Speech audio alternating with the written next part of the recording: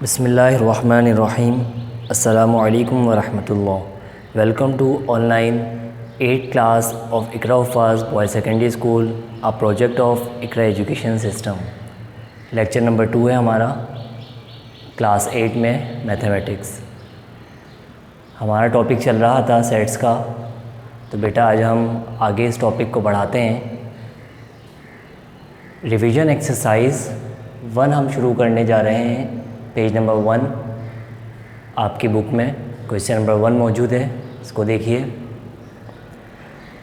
Right the following sets in tabular and set builder form में। हमने इससे पहले लेक्चर में बात कर ली थी कि tabular form, descriptive form, set builder form कहते किसे हैं और इसको लिखने का तरीका क्या होता है। थोड़ा सा आज हम इसको डिस्कस करेंगे। पार्ट 2 मैंने इसमें लिया है आपकी बुक में से। b is equal to set of integers between -2 and 3। इसको ये हमारे पास लिखा हुआ है डिस्क्रिप्टिव फॉर्म में लिखा हुआ है, डिस्क्राइब करके लिखा हुआ है ये। तो इसको हमें टेबुलर फॉर्म में भी करना है और सेट बिल्डर फॉर्म में भी करना है, लिखना है इसको। तो आइए देखते हैं हम इसको पहले टेबुलर फॉर्म में कैसे लिखेंगे। Set of integers between -2 and 3, -2 and 3 इनके दरमियान के वो तमाम नंबर्स लिखने हैं टेबुलर फॉर्म में। कैसे लिखेंगे, वो कौन कौन से आएंगे, पहले नंबर्स हम इसको देख लेते हैं। -2 and 3, इन दोनों नंबर्स के दरमियान कौन कौन से नंबर्स आएंगे। एक -1 आ जाएगा, उसके बाद 0 आएगा, फिर -1, कॉमा 0, फिर 1 आ जाएगा पॉजिटिव का, फिर हमारे पास 2 आ जाएगा। तो ये वो नंबर्स होंगे जो कि -2 and 3 इनके दरमियान के नंबर्स हैं ये।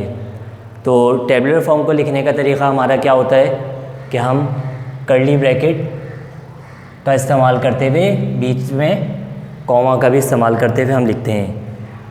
अब इसी चीज़ को हम अगर सेट बिल्डर फॉर्म में लिखने की कोशिश करें तो कैसे लिखेंगे। इसके लिए कुछ सिंबल्स है जिनका हम इस्तेमाल करते हैं।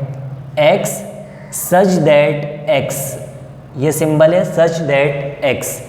x such that x belong,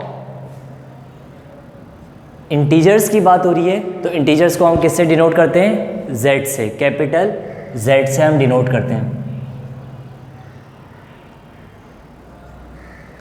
उसके बाद हमें ये बात याद रहे कि -2 and 3 के दरमियान के नंबर्स हमें इसमें लिखने हैं।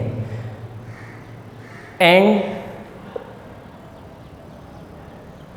-1 less than equal to, -1 less than equal to x। मतलब क्या हुआ, एक तो वो नंबर जो कि -1 हो वो आ जाएगा और -1 से बड़े तमाम नंबर्स आ जाएंगे।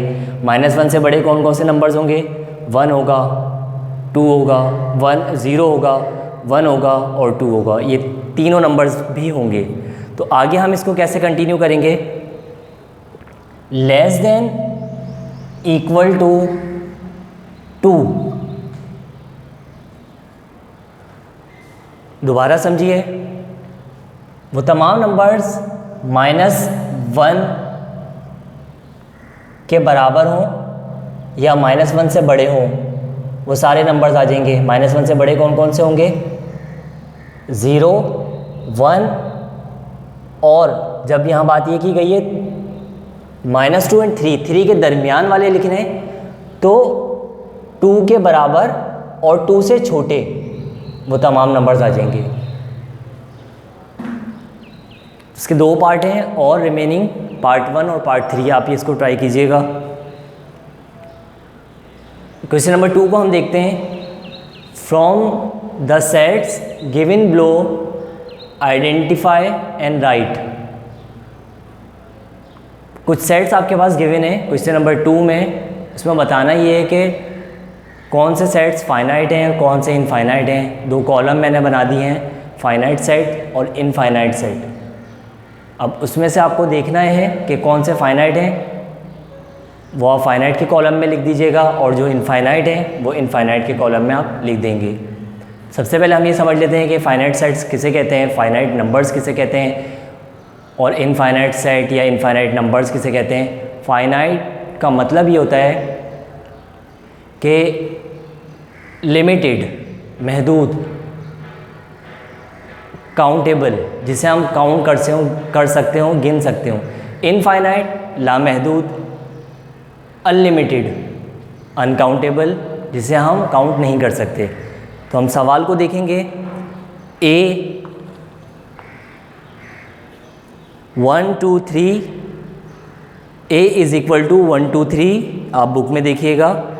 कॉम्पोजिट नंबर बिटवीन 10 एंड 30, तो ये एक लिमिटेड चीज़ है कि वो नंबर्स, वो तमाम नंबर्स, कॉम्पोजिट नंबर्स लिखें जो कि 10 to 30 के दरमियान हों। तो ये एक रिस्ट्रिक्शन हमारे पास मौजूद है कि हमें इसके दरमियान के नंबर्स लिखने हैं, तो ये चीज़ काउंटेबल है, तो ये फाइनाइट सेट कहलाएगी। तो हम क्या लिखेंगे, A is equal to 1 2 3 composite number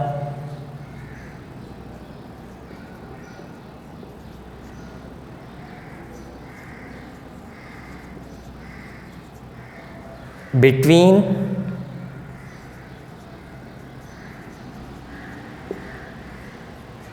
10 and 30।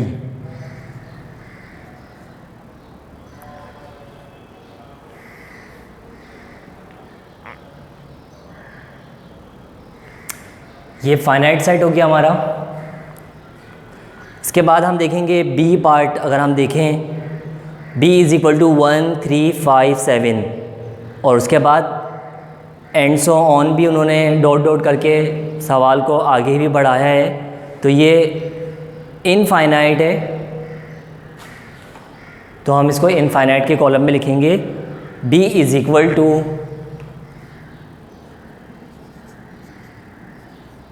1 3 5 7, ये इनफाइनाइट सेट्स हैं। इसके बाद सी डी और ई, आप इसे देखिएगा, ये अगर फाइनाइट है तो फाइनाइट के कॉलम में लिखें, और अगर इनफाइनाइट है तो इनफाइनाइट के कॉलम में लिखें। होमवर्क आपका ये होगा, do exercise, do revision exercise हमारी चल रही है आई। क्वेश्चन 1 के 2 पार्ट आपको मैंने दिए हैं, 2 मैं करवा चुका हूँ, 1 और 3 आप होमवर्क के लिए है, एंड क्वेश्चन नंबर 2 जो है इसे आप कंप्लीट कीजिएगा। आई होप ये लेक्चर आपको क्लियर हुआ होगा, लेकिन अगर फिर भी कोई कन्फ्यूजन हो तो आप मैसेज के ज़रिए से पूछ सकते हैं। अस्सलामु अलैकुम व रहमतुल्लाह।